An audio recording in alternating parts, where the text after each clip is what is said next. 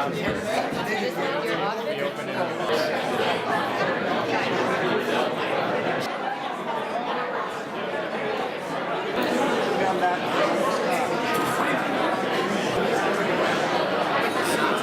evening, ladies and gentlemen, and a hearty welcome to all here. This is a very special evening for all of us because this is, in fact, the 50th anniversary of the Canadian News Hall of Fame.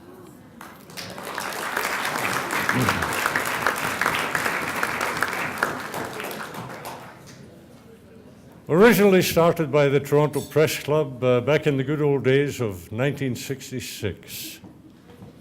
God, I wish we were there now. And tonight we will honor the 124th and 125th inductions to the Hall. I'd also like to welcome and acknowledge members of the Hall of Fame here tonight. We have Mr. Paul Godfrey, 2015. We have Mr. Lester Payette, 2014. And going back to the last millennium, we have, or almost had, Conrad Black, 1999.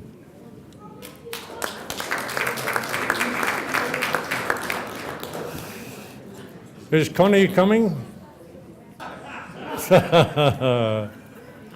Well, I was going to say to him, has it really been that long, Connie?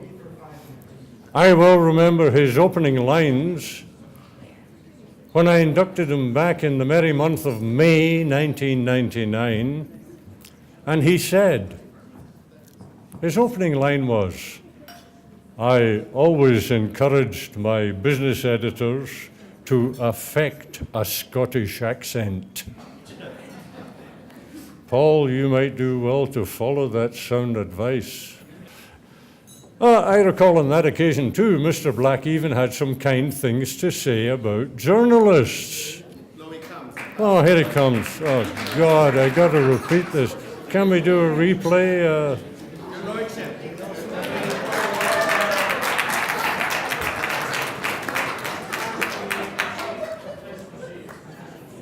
Now he's going to work the room.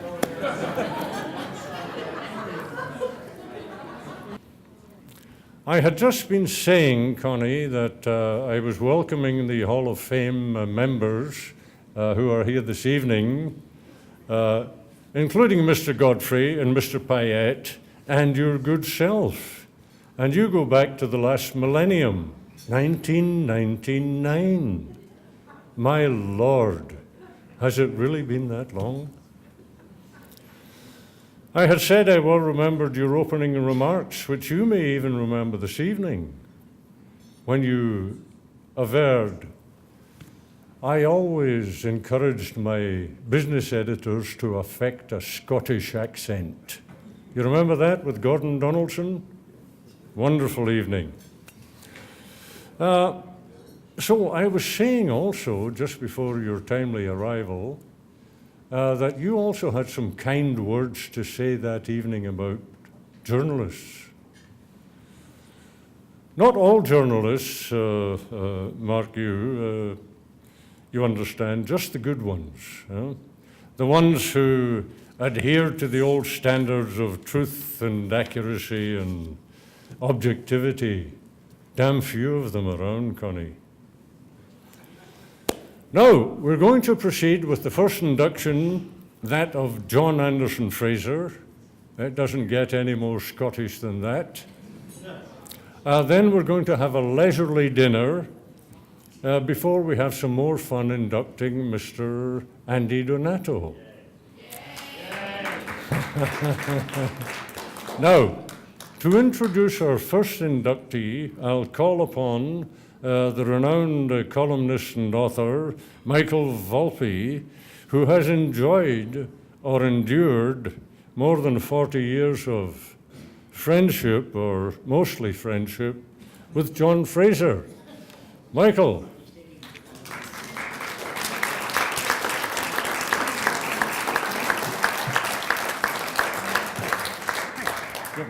Good. Your Honor, this is the first time I've introduced John. I've had to apologize a number of times to audiences for not being John when he's asked me to fill in for him, which is an interesting exercise in humility. Hi, my name is Michael. I'm not John, and I'm sorry.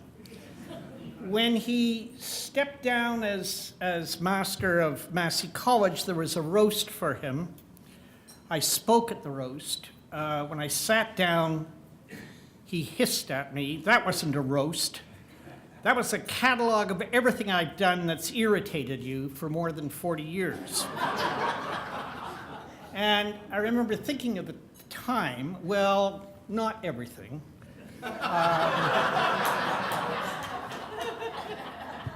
Which brings me to tonight and to this occasion where I won't have to apologize for not being John because he's there. And I have 7 or 8 minutes to tell you, less time than I was allowed for the roast, where I can tell you, good people, how one of the most outstanding, original, talented, although talented seems so inadequate, memorable journalists that Canada has known is being inducted into the Canadian News Hall of Fame, and how much I admire and love the man, as gushy as that sounds, over a friendship, as Edward said, of 40 years, marked by some memorable intemperate lapses.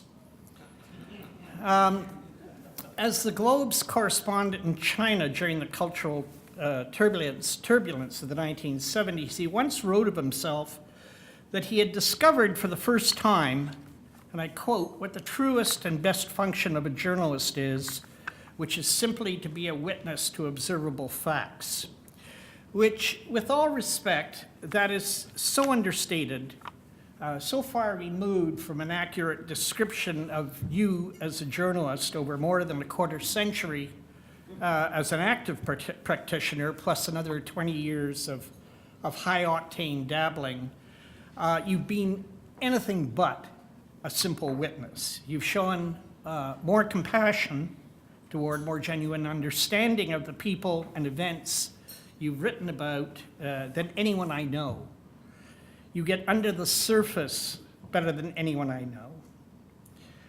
You feel people's heartbeats, you feel their anguish, and unfailingly you find the right words to describe what you see, albeit it's sometimes in unique ways. And I've only got a couple of examples of what I mean, but I hope that the examples stick with you.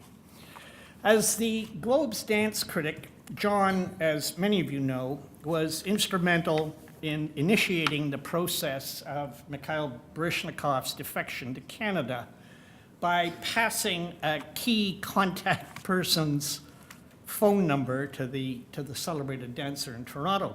What you probably don't know is that John came up with the idea of passing the number to Baryshnikov on a sticky note when he shook hands with him. And the sticky note was supposed to pass from John's hands to Baryshnikov's hands. But the note didn't come unstuck from John's hands. And so there, in the middle of a huge reception with everyone looking at the defectee, John had to peel the sticky note off his hands and manually put it into the hand of Baryshnikov. He wanted to stay around in Toronto for the actual defection when it happened, but people aware of his penchant for blabbing, no? Talking exclusively. Blabbing secrets. As the Globe's national editor, he was known as Chatty Cathy. The people who were actually orchestrating the defection encouraged him to take a holiday in Newfoundland, which he did. One of his most caring and powerful pieces of writing was about Filipino caregivers compelled to pay unemployment insurance, Canada Pension Plan premiums, and yet at the same time be exploited shamefully by their wealthy employers, often excluded from workers' protection legislation and deported on a bureaucratic whim. And John's reporting on them compelled the government to change its regulations. His reporting from China was so unusual, so unique. It read like wise letters home to friends, often describing his own feelings at what he saw, which made what he wrote all that more powerful. He was lauded by academics and diplomats for his superb understanding of the Chinese people, who most Western journalists at the time never spoke to. He found a remarkable way of making contact with them by posting a large character poster announcing that he had lost a ring and including his telephone number, which allowed many Chinese to make contact with the Western journalist for the first time. And what could be more John than that? And he was deluged with calls. He addressed a crowd of 10,000 Chinese, mainly students, at Beijing's celebrated Democracy Wall. As editor of Saturday Night, John gave it 10 more years of life, not only increasing its circulation threefold through a distribution agreement with 6 of Canada's largest dailies, but shifting it from a money-losing publication into an increasingly healthy magazine of great tales, also known as Scandal and Gossip, including an article commissioned by John on how his successor at the Globe's China Bureau became an operator of Manila sex bars. A story that I should just insert in passing that caused us to have a huge argument and be shushed by everyone around us at morning church at St. Clement's, North Toronto. But your senior editor at the time, Barbara Moon, said memorably, "I relish, love, and value John's vulgar news sense." A journalist loves being a journalist, he wrote, because things happen. Alone with your eyes and your wits, action confronts you with the world as it is at the moment, and it is a pure and awesome thing to behold. And so, John Fraser, the journalistic sojourner, I'd give you John Fraser, the journalistic sojourner, one of the 2 newest inductees to the Canadian News Hall of Fame.